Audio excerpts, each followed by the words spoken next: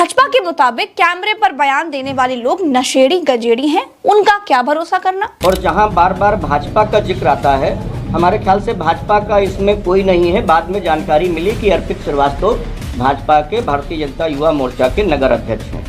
इसके अतिरिक्त भाजपा का मेरे विचार से कोई इसमें है नहीं, और उपद्रवी लोग थे। अस्सलाम वालेकुम रहमतुल्लाहि व बरकातुहू। कैसे हैं आप हज़रात?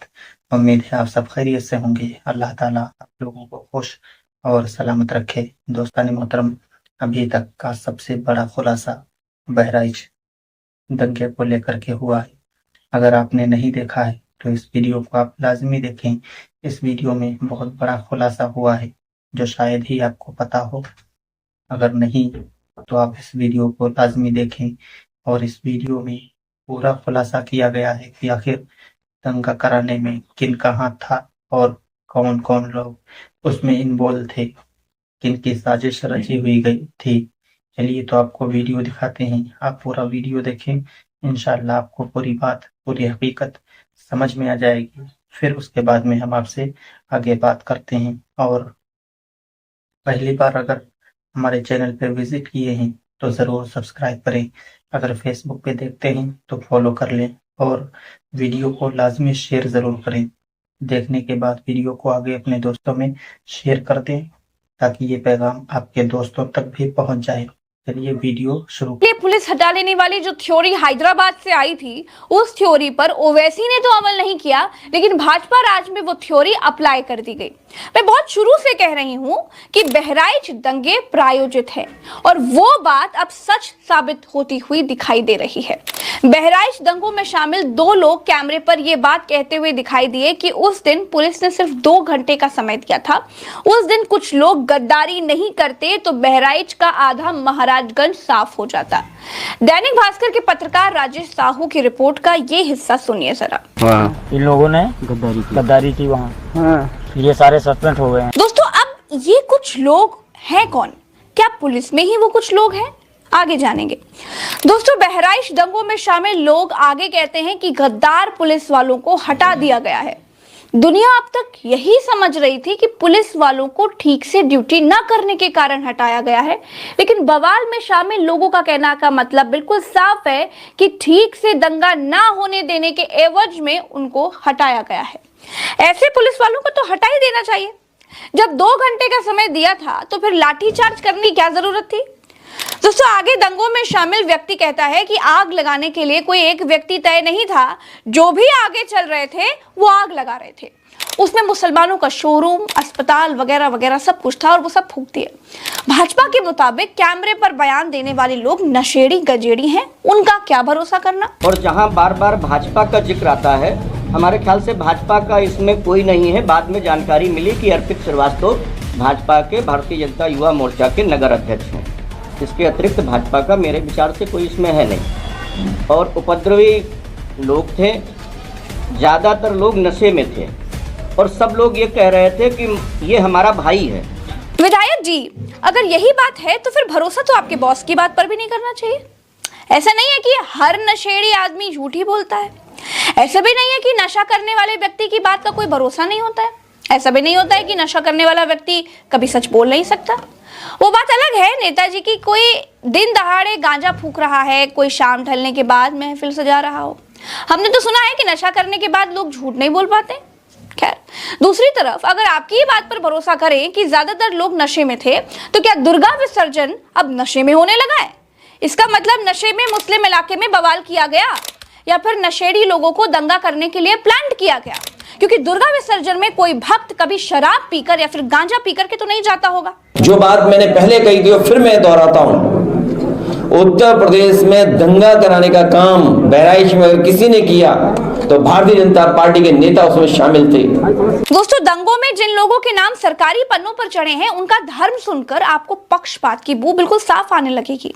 पहला नाम है असलम का बेटा अल्ताफ, अंसार अहमद का बेटा अनवर, जाहिद का बेटा तालिब, रमजान का बेटा नफीस, आमीन का बेटा नौसाद, मुनव का बेटा सलाम बाबू, दानिश का बेटा गुलाम यश, मोहम्मद तुफैल का बेटा अनवार अशरत, मोहम्मद अली का बेटा मोहम्मद एहसान, मोहम्मद शफी का बेटा मोहम्मद अली, नजीर अहमद का बेटा दोस्त मोहम्मद, अब्दुल शाहिद का बेटा मोहम्मद जाहिद और गुलाम सैयद का बेटा शूद आलम, मोहम्मद नसीम का बेटा मोहम्मद इमरान, मोहम्मद नसीम का बेटा जीशान आदिल, तलीम का बेटा रिजवान, लतीफ का बेटा फुलकान, लतीफ का बेटा इमरान, अयूब का बेटा समुद्दीन, अनवर का बेटा इमरान, भगन का बेटा मिराज, पीर आमिर का बेटा आमिर, गुलाम का बेटा शहजादे, मोहम्मद नसीम का बेटा मोहसिन, मोहम्मद शमीम का बेटा शहजादे और मोहम्मद शमीम जैसे 31 लोगों को गिरफ्तार किया गया है। अब आप नाम देख लीजिए, ये लोग कौन हैं? इन लोगों ने आपस में डांडिया खेलकर दंगे तो नहीं कर दिए होंगे, लेकिन ज्यादातर नाम तो एक ही धर्म के हैं। किन लोगों ने गोपाल को छत पर चढ़ाया था भाई? किन लोगों ने दुर्गा पूजा में आपत्तिजनक गाना बजाया था भाई? कौन लोग थे वो जिन्होंने बवाल शुरू किया? किसी को कुछ नहीं मालूम। बहराइच दंगे के बाद एक ही पक्ष कटघरे में खड़ा किया गया है, जैसे कि दंगा सिर्फ एक ही पक्ष के लोगों ने किया हो। दंगे के बाद जैसे कि भाजपा हमेशा करती है, 23 लोगों के घर गिराने का नोटिस लगा दिया गया। मामला सुप्रीम कोर्ट पहुंच गया। सुप्रीम कोर्ट का पहले से आदेश है कि धर्म देख करके या फिर किसी घटना के बाद किसी का घर नहीं गिराया जाएगा। सुप्रीम कोर्ट ने घर गिराने की कार्रवाई को रोकते हुए कहा कि बुलडोजर चलाकर तो दिखाओ, तब जाकर बुलडोजर पर रोक लगी। न्यायमूर्ति BR गवई और न्यायमूर्ति KV विश्वनाथन की पीठ के सामने बहराइच में बुलडोजर एक्शन पर तत्काल सुनवाई की मांग की गई थी। कोर्ट ने कहा जब तक इस पर ठीक से सुनवाई ना हो बुलडोजर नहीं चलेगा। दोस्तों, जैसे ही कोई घटना होती है वैसे ही सरकार को याद आ जाता है कि गुरु घर गिराना है, और घर किसी मुसलमान का निकल आए, किसी यादव का निकल आए तो क्या ही कहने, अंधा क्या मांगे दो आंखें। भारतीय जनता पार्टी की रणनीति रही है कि लोगों को बांटो, शाम दाम दंड भेद करो और चुनाव जीतो। ये कोई नई बात नहीं है। आपको थोड़ा पीछे जाना पड़ेगा कि जिस प्रकार से उत्तर प्रदेश में 2013 का दंगा हुआ था और उस दंगे की रणनीति जो भी थी उसमें भारतीय जनता पार्टी के लोग भी पीछे से पाए गए, चाहे वो फर्जी सीढ़ी चलाने का मामला हो, चाहे तमाम दूसरे मामले हो। और इसमें जाहिर सी बात है भारतीय जनता पार्टी को उत्तर प्रदेश में ही नहीं देश में भी कहीं ना कहीं उसका फायदा मिला था।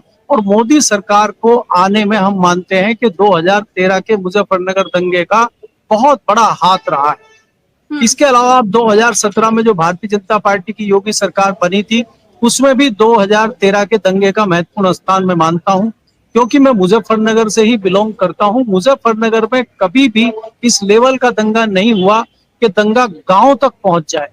दुर्भाग्य की बात यह है कि इस बार जो दंगे हो रहे हैं वो गांव तक पहुंच रहे हैं। पहले दंगे शहरों में होते थे, हमने देखे कि अलीगढ़ में दंगा हो गया, मेरठ में कोई दंगा हो गया और प्रशासन उसको दबा लेता था और वो कवर हो जाती थी चीजें, बात खत्म हो जाती। लेकिन इस बार जो दंगे हो रहे हैं ये गांव में जा रहे हैं, गांव को चपेट में ले रहे हैं। ये दुर्भाग्यपूर्ण बात है।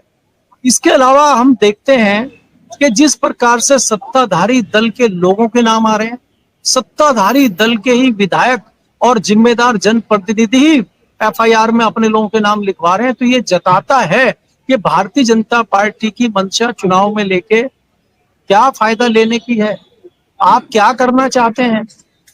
10 सीटों पर चुनाव है जिसमें से एक पे कानून व्यवस्था के चलते रोक लगी हुई है, 9 सीटों पर चुनाव होने हैं। मुजफ्फरनगर की भी पीरापुर सीट है जहां पे चुनाव होना है, इसलिए मुजफ्फरनगर भी दंगे की जड़ में है। बाकी आप बहराइच में देख रहे हैं कि किस प्रकार से घटना लगातार हो रही है।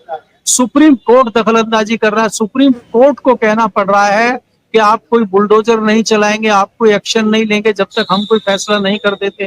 तो इतनी बड़ी बड़ी बातें अगर उत्तर प्रदेश में हो रही हैं तो इसके पीछे की राजनीति और इसके पीछे का षड्यंत्र आपको समझना चाहिए। भारतीय जनता पार्टी प्रदेश ही नहीं देश में भी सरकार बनाने के लिए किसी भी हद तक जाने को तैयार है। आपने पिछले दिनों देखा हरियाणा में किस तरह के षड्यंत्र भारतीय जनता पार्टी के सामने आए। लगातार भारतीय जनता पार्टी झारखंड और महाराष्ट्र में क्या काम कर रही है। तो भारतीय जनता पार्टी किसी भी कीमत पर चुनाव जीतना चाहती है, चाहे उसके लिए उसको कुछ भी करना पड़े। और मुझे लगता है कि इस घटना को भी कहीं ना कहीं चुनाव से जोड़ के ही हमें देखना होगा। दैनिक भास्कर के रिपोर्ट में जो लोग पुलिस की मिली भगत की तरफ इशारा कर रहे हैं, क्या इसकी जांच होगी? क्या पुलिस ने जानबूझकर दंगा कराया? जब मालूम था कि गोपाल की जान बवाल में ही गई है तो फिर 5000 लोगों के साथ शव यात्रा निकलने क्यों दी गई? पुलिस की मौजूदगी में दुकानें, अस्पताल क्यों फूंक दिए गए, घर लूट लिए गए? पुलिस ने कोई कार्रवाई आखिर क्यों नहीं की? वो लोग कौन थे जो आग लगा रहे थे? उनकी गिरफ्तारी क्यों नहीं हुई? क्यों मुसलमानों के नाम ही पुलिस के रजिस्टर में भरे पड़े हैं? मुसलमानों ने अपने शोरूम, अपने अस्पताल, अपनी गाड़ियां खुद फूंक दी क्या? कौन लोग थे फूंकने वाले? दंगे वाले दिन की कहानी खुद बीजेपी का विधायक भी सुना रहा है, एफआईआर करा रहा है, कह रहा है कि बीजेपी का नगर अध्यक्ष बवाल कर रहा था, अस्पताल से ही भड़का रहा था। लेकिन क्या कार्रवाई हो रही है? कुछ नहीं। इस बहराइच दंगे की जांच कराई जानी चाहिए। इसके पीछे नेताओं का हाथ जरूर मिलेगा और भाजपा नेताओं के नाम अभी से ही आ रहे हैं। ऐसा क्यों होता है कि जिला बदल जाता है लेकिन दंगा कराने का स्टाइल है, जो पैटर्न है, वो नहीं बदलता है? जब मैं आपके सामने वीडियो कर रही हूं ना, तभी मुजफ्फरनगर दंगों के मामले में भाजपा के पूर्व मंत्री समेत 12 लोगों के खिलाफ गैर जमानती वारंट जारी किया है कोर्ट ने। दोस्तों, भाजपा की राजनीति धर्म पर आधारित है। जब धर्म के आधार पर दो समाज आपस में बटेंगे तभी तो भाजपा की दुकान चलेगी ना, इसमें तो कोई दो राय नहीं है। वरना आप सोचिए, जो योगी आदित्यनाथ अब तक इस बात पर बड़ा कॉलर ऊंची करते थे कि उनके राज्य में एक भी दंगा नहीं हुआ, उनके राज्य में दंगे कैसे हो रहे हैं? सवाल तो बहुत बड़ा है। इस सवाल का जवाब सब जानते हैं। जवाब जानते हैं तो कमेंट में लिखिएगा। इस वीडियो को खूब खूब खूब शेयर करिएगा ताकि सब तक ये वीडियो पहुंच जाए और लोगों की कुछ आंखें खुल सके, ये अंधभक्ति का चश्मा लोगों के आंखों से उतर सके और लोग सच्चाई देखना लग जाएं। इस वीडियो में इतना ही। हमें दीजिए इजाजत, हम चलते हैं, फिर मिलेंगे अगले वीडियो में। राम राम तो अस्सलाम, जय हिंद। चैनल को सब्सक्राइब जरूर कीजिएगा। आप ही हमारी शक्ति हैं, हमारी शक्ति बने रहिए। दोस्तों, आपने देखा वीडियो में, आपने खुद सुन लिया है, मुझे कुछ कहने की ज़रूरत नहीं है। आपको पूरी हकीकत पता चल गई होगी कि इसके पीछे किसका हाथ है और कौन कौन से लोग इसमें इन्वॉल्व हैं। लेकिन आपको क्या लगता है? आपकी राय क्या है? आप अपनी राय कमेंट बॉक्स में ज़रूर दे करके जाएं। आप आखिर क्या सोचते हैं? आपके दिल में क्या चल रहा है और आप क्या कहना चाहते हैं? इस वीडियो को देखने के बाद में पूरी हकीकत तो वाज़ेह हो गई है, लेकिन आपका क्या कहना है? आप ज़रूर अपनी राय कमेंट बॉक्स में दें और वीडियो को आगे शेयर करें अपने दोस्तों में। साथ ही साथ हमें लाइक करें और हमारे चैनल को सब्सक्राइब करें और फेसबुक पे अगर देख रहे हैं तो फॉलो कर लें और वीडियो को शेयर करना ना भूलें। वीडियो को शेयर ज़रूर करें। इसी तरह की दिलचस्पी वीडियो हम आपको रोज़ देते रहेंगे। फिर मिलते हैं इंशाल्लाह। अपना ख्याल रखें, दुआ में याद रखें। अस्सलामु अलैकुम रहमतुल्लाहि व बरकातुहू।